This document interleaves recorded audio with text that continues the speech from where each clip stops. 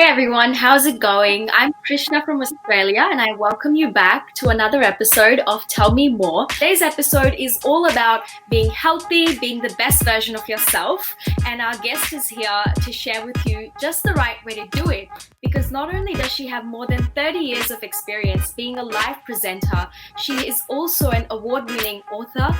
She is one of Australia's most recognized health and wellness experts. So I would like to welcome Andy. Hi Andy, how are you? Thank you so much, Krishna, and hello everybody. I'd love you to tell me more about me, but it's actually all about you, and yes, how to help you become more healthy and have wellness on an optimal level naturally. That's my whole game, is that it's all possible to make your body work at its best without any drugs or medication where possible. I mean, of course, where would we be without most advanced surgeries and doctors and medications in times of emergency and all of those things where it's helped us to prolong life and save lives. But my whole area of expertise is helping people to understand how their bodies work and making them function at their optimum so that they can self-heal and self-regulate so much better through the workings of the nerve system, the gut system, which is our second brain, and also the hormones. But you know, there's no better time than now with 2020, as they call it, the Great Awakening, because of the 2020 vision. We're now starting to see things differently. We're also starting to question things, and we have a hunger to learn about what wellness really is. So thank you for having me. What I love is that you want to use food as a natural way to heal, as opposed to stocking up our bodies on all these supplements and medicines which we might not really need. So I think the first thing I have to ask you is, how did you start your journey to wellness and how did you find your passion?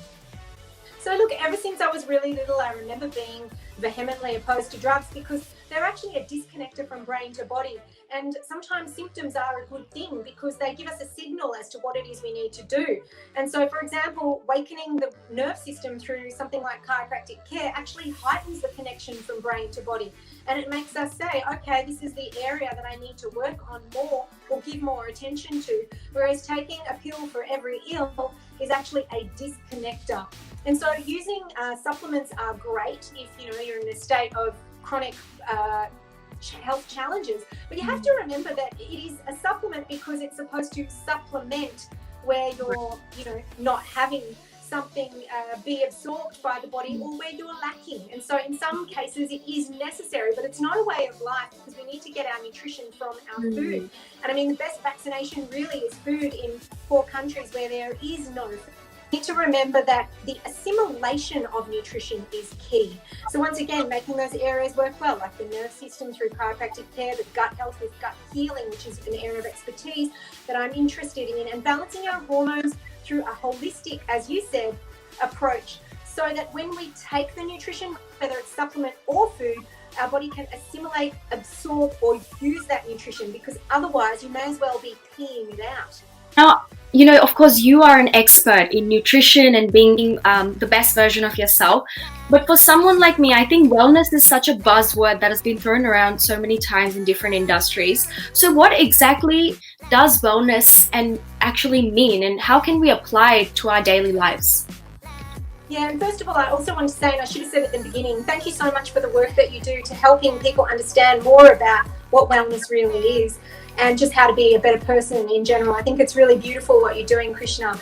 And I was more than happy to come on when you asked me.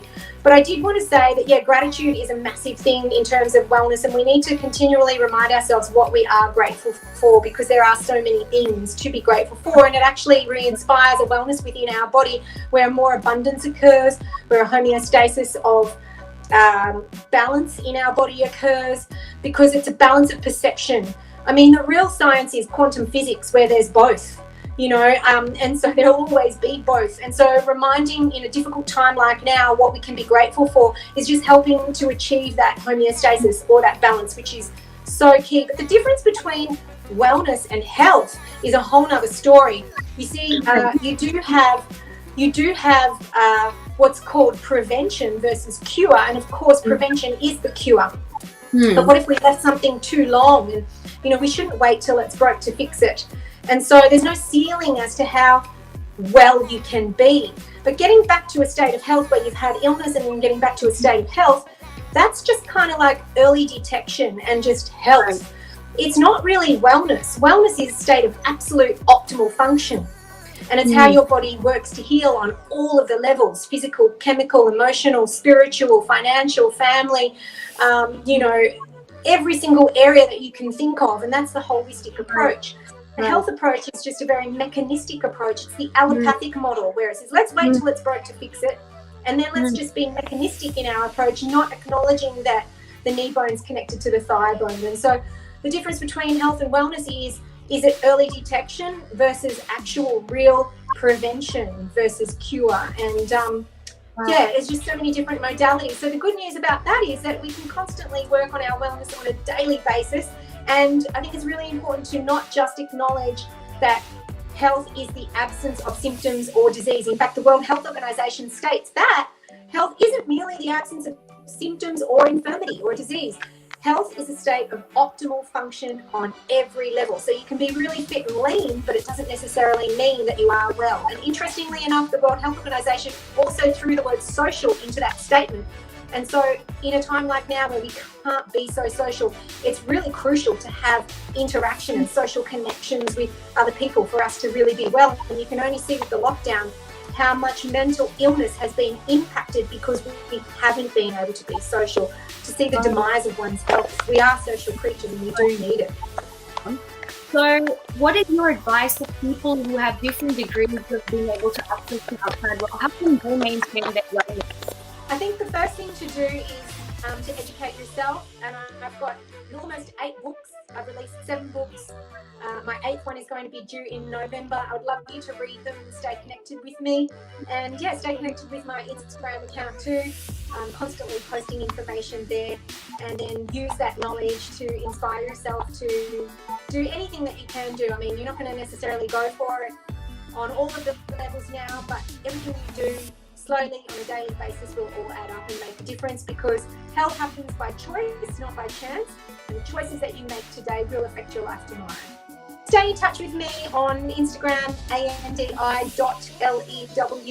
or on my website, andilew.com, andilew.com. And I always reply to messages, whether they're under my posts or in my DMs, and I'd love to get to know you more.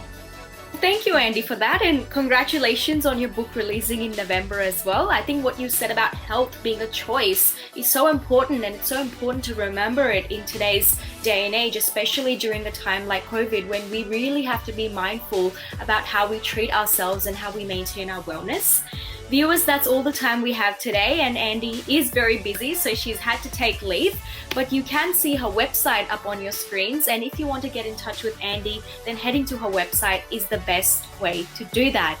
That's all the time we have for today's episode. I hope you enjoyed my chat with certified wellness expert Andi Lew. Her book is coming out in November. Make sure to get a copy for yourself so that you can be the best version of yourself and maintain wellness throughout your life for the rest of your life. Hope you found Andi inspiring. If you want to get in touch with her and help yourself become the best version of yourself, then head to her website. I'll be mentioning it down below.